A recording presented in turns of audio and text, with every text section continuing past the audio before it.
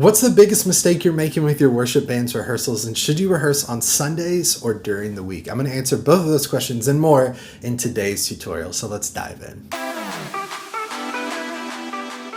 Now, we can all relate to a terrible experience with rehearsals. This is a worldwide experience.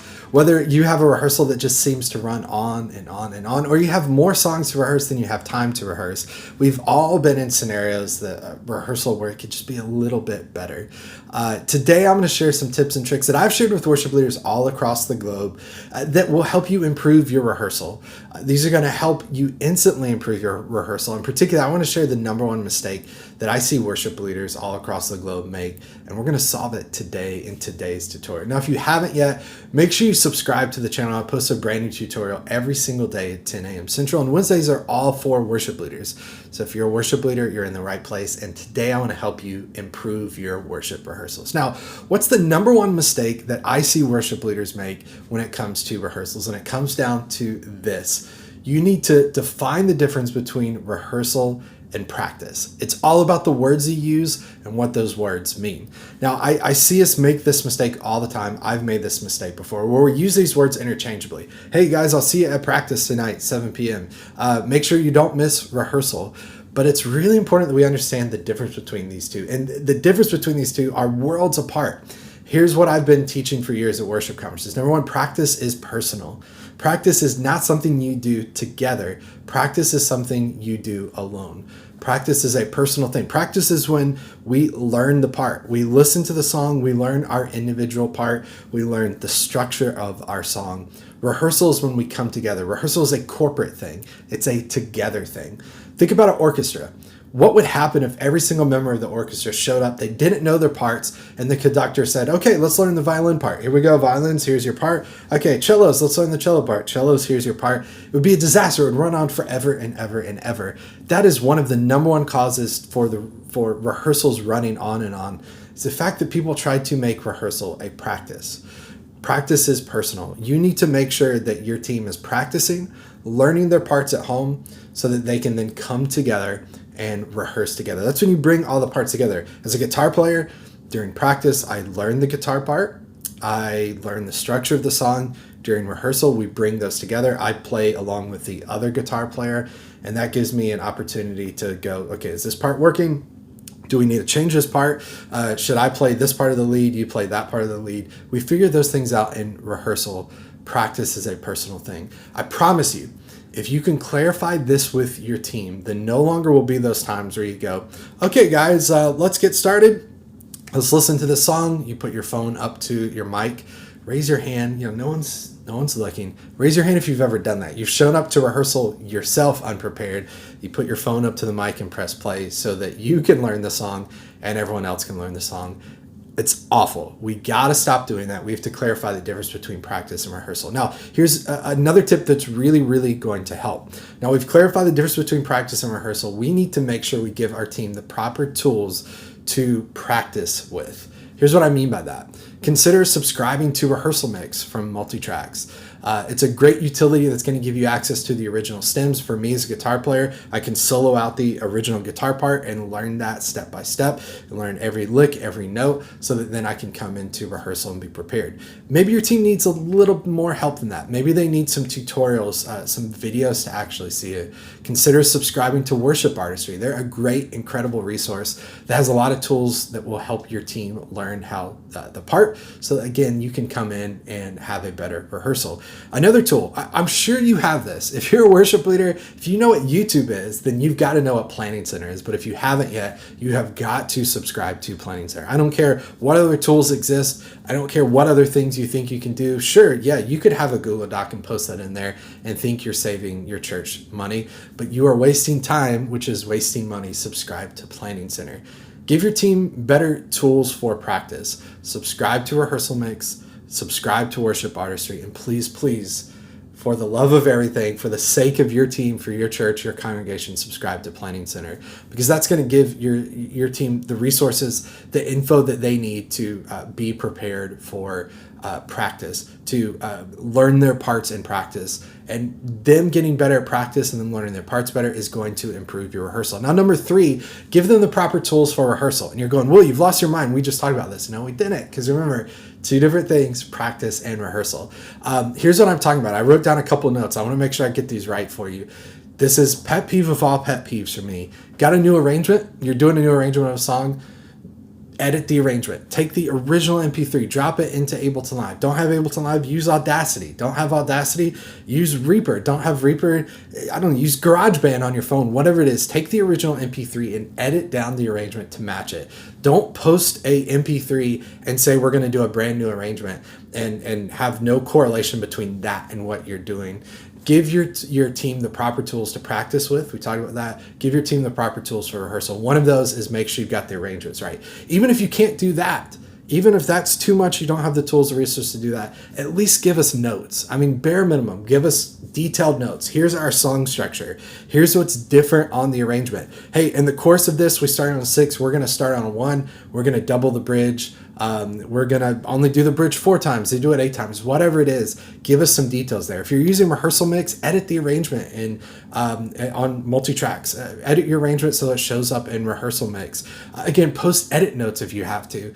But we're going to repeat. We want to be spontaneous. We want whatever. Okay, put some thought into this. Give us a little bit of preparation, a little bit of consideration beforehand. Hey, we're going to be spontaneous in the bridge. I think we're probably going to do it 4 times. We may do 8 times. We're going to get to the end of the song and we're going to jump back probably to the chorus. Be prepared for that. You can still be spontaneous. You can still flow, but give your band a heads up. Give them as much notice as you can. That's going to improve rehearsal, right? We've got to make sure they have the right tools to learn the song, and then we want to give them the right tools for rehearsal so that they're walking in prepared and we're prepared to rehearse together. One more final point on this. For me as a guitar player, it's one thing for me to learn the part. Then as I walk into rehearsal, I need to know how that piece is going to come together with everyone. That's what I'm talking about. You've got to give us the right proper tools to prepare for rehearsal together. Number 4, this gets back to that question I had before. Should you rehearse on Sunday or should you rehearse during the week? I've been at conferences, at classes at conferences before. I've seen blog posts from worship leaders that post that say, you've got to stop rehearsing during the week. You have to have a rehearsal on a Sunday. Or I've seen people say, you got to rehearse during the week and have more time. Let me answer this once and for all. Should you rehearse on Sunday or should you have a midweek rehearsal? It all depends. It's all depending on your context. I will make a very generalized statement. I think in most scenarios, you should only most likely rehearse on Sunday. It's going to give your team a week back. It's going to give them a day back, rather. It's going to give them a day back with their family. They all have jobs. They have things they're doing. This is going to give them time back. You're going to be a happier person. They're going to be a happier person. In most scenarios, I think you can get away with just a Sunday rehearsal. But again, it all depends on the context. It's not a one-size-fits-all thing. But again, I think most of us could deal with just Sunday. If you have a smaller team, if you have a simpler service, we do a couple songs, there's a message, there's an offering, maybe there's an invitation moment, a prayer moment, a couple more worship songs. That's pretty simple. It's pretty straightforward. Do that on a Sunday. But here's, again, context is everything. I would go to a conference. I would hear worship leaders say, you've got to stop rehearsing during the week and you've got to rehearse on Sundays. And I tried that at my church in Florida. When I was working on staff at a church in Florida, we tried that and it was a disaster. And it was a disaster because our services were a little too complex for that. We had a lot of moving pieces. We had a video team that had to know what was happening. We had a production team that needed to know what was happening. We had worship leaders that wanted to flow and flex a little more. And we had just a large group. We had a large group of singers. There are a lot of details involved. And for us, we had to have a midweek rehearsal. So again, it's all contextualized. It's all dependent on your scenario. Most likely you can just rehearse on Sunday, but I think it's very, very likely you need to look at your scenario. If it's a little more complex, then again, I think you should consider a midweek rehearsal, right? Now, I will say as a bonus tip, you're trying to find a day during the week to rehearse. What's the best possible day? Well, I haven't found like Third Epistles or some book in the Dead Sea Scrolls that we just discovered that says thou shalt rehearse on this day. But I will say, when I was on staff at multitracks.com many, many years ago, many moons ago, and I actually could look at the data as to when people use the playback app the most, it was always Sundays. and then Thursday. So if you're looking for a good day during the week that's going to work, I think Thursday tends to be the best. It's close enough to Sunday. It's far enough away from the previous Sunday that it tends to work, right? You're close enough to Sunday that people don't forget things. It's far enough from the last Sunday that people aren't burnt out, right? Don't have a Monday rehearsal right after Sunday, because right after Sunday, people are going to be exhausted and it's a long time till Sunday. So Thursday tends to be kind of a good day, a good time for doing that. Now, let's wrap up today's episode with some suggestions and a flow on rehearsal. These are some tips and tricks that if you implement them, you're going to keep your rehearsals from dragging on. It's going to allow you to accomplish what you need to in rehearsals. But before I do that, I want to ask you to subscribe. If you enjoy this content, if you like this channel, if you're a worship leader that uses tracks on stage, wants to learn how to be better at that, then hit subscribe, hit the bell icon. Like I mentioned in the beginning, I post a new video every single day, 10 a.m. Central. And once you hit that bell icon, you can check out your phone, look at the title that pops up. And if it sounds like something you're interested in, click in and watch it. And again, Wednesdays is all about worship leaders. So make sure you stick around on the channel and check out not just Wednesday, but everything else. But Wednesday is for you. So let's dive in. Let's wrap up with, I've got 5 things that are going to help you structure your rehearsal, help your rehearsals go smoothly. Number 1, this may be a controversial statement for some. Your rehearsal should be 1 hour or less. You can do everything you need to do in your rehearsal in an hour or less. I have been a part of so many rehearsals that start at an hour, hour 15, hour 30, 2 hours even. They drag on. They're way too long. Again, context is everything. I don't know your exact scenario, but I could say something with almost 100% definitive statement that I know to be true. Your rehearsal should be no longer than an hour. I don't care how many songs. I don't care how big, how small your team is. I don't care what you're trying to accomplish. It can be done in an hour. And if you feel like it can't, one, you need to try. And if after you try for a few times and it still doesn't work, you're trying to do too much, and you should back that down. Here's one of the things that's going to help with that. Number 2, make rehearsal rehearsal. Rehearsal is not a Bible study. It's not a catch-up time. It's a time to rehearse. Now, I know what you're saying. Before you close this down, before you comment and go, you freaking jerk, that's about more than music. We should hang out. Yes, I agree, but that is not rehearsal time. If that's important to you, if you want to lead a Bible study, if you want to lead a prayer time, if you want to have a hangout time, make sure you message that to your team. One of the best things you can do, if you've been on staff at a church for a long time and haven't served as a volunteer, served as someone off staff, you've missed this, you've forgotten this. But one of the best ways you can serve your team and love them well is to communicate clearly and do what you say you're going to do. If you say rehearsal starts at 7, then don't wait for people to show up. Start at 7:15 and start with a 20-minute prayer time and Bible study. If you want to have Bible study, say, guys, Bible study starts at 6:30. If you can make it, please make it. If you want to make it mandatory, by all means do that. Whatever works for your team. But then if rehearsal starts at 7, then rehearsal starts at 7 and ends at 8. Again, listen very clear. I'm not telling you not to read the Bible together. I'm not telling you not to pray together as a team. I'm just simply saying, if you're going to have rehearsal, make it an hour and make it rehearsal. Don't make it rehearsal / Bible study / whatever. Clearly define what those moments are, what those times are. That's going to really, really help. Number 3, keep things moving. This is one of the biggest tips I can give, right? Rehearsals tend to run on and on and on and feel like they're taking forever. Run problem areas of songs, but keep things moving, right? Run parts of songs if you need to. Don't get hung up on a certain part, right, and get stuck on a certain part. Keep things moving. Rehearse your rehearsals. Make a plan for your rehearsal. I'm going to do this song, then that song, and that song. Here's a pro tip that has really benefited me, is I'm going to think about a song and go, okay, what are the problem areas of this song? And I'm going to mention them to the team beforehand. I'm going to message during the week and say, make sure you have practiced this appropriately.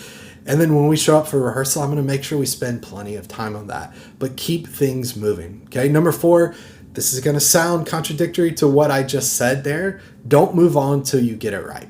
And you're going, but you just said keep things moving. Yes, keep things moving, but don't move on till you get it right. I have been in rehearsals where we rehearse, we stop, we fix something, we rehearse, we have a question. Do we go 1/3 there? Is it a 1? We rehearse a little bit, we stop. Do we do a second bridge here? Do we do another chorus here? And then we just end, and then we show up for service, and guess what happens? The first time we play through the song properly, together as a team, and everyone gets it right, is service. And that's a terrible, terrible idea. Yes, don't get stuck on something. Don't get hung up on something and keep doing it over and over and over.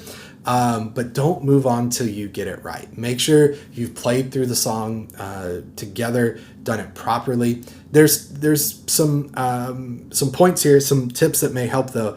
If you keep running it and the bass player keeps missing it, don't make the whole team rehearse the song 3 times when the bass player doesn't know their part.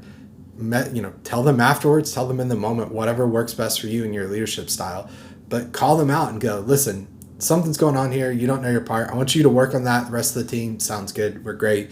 Move on, right? So don't get stuck on stuff, but don't move on till you get it right. If the whole band keeps getting stuck, and we've done this before, I remember being in rehearsals and we tried to do a song that was a little beyond the band's reach, or just everyone seemed to not be prepared. Guess what we did? We just killed the song. We replaced it with something people knew. That helped respect our time, keep it to less than an hour, and make everyone feel valued, right? Don't be afraid to kill it if it's not working, instead of keep running it and running it and running it and just run people to death. People don't like that. Okay, final tip here that I think is really beneficial and helpful with rehearsals. After you run songs, run transitions. And I don't mean run the full service. If you have time for that, great. But start your song, end it, and go, okay, we're going to go to the last chorus, the last 2 choruses. We're going to practice our transition from song 1 to song 2, song 2 to song 3, song 3 to song 4.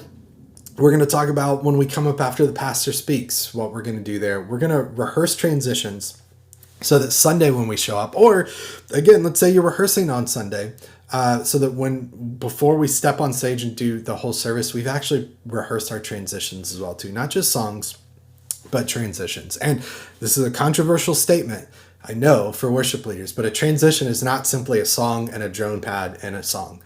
That can be a type of transition you do, but you spend some time thinking about it. Spend some time thinking about if you want the songs to overlap, if you want them to crossfade, if you want to end a song and speak, or you want to just go from one song to the next. Spend some time, dedicate some thought to that. And I promise you, if you implement these tips, it will instantly improve your rehearsals. Your band will thank you later. You'll be a happier person and your team will be happier. Thanks so much for watching this tutorial. Again, subscribe if you haven't, and we'll see you on the next one. Take care, everybody. Bye.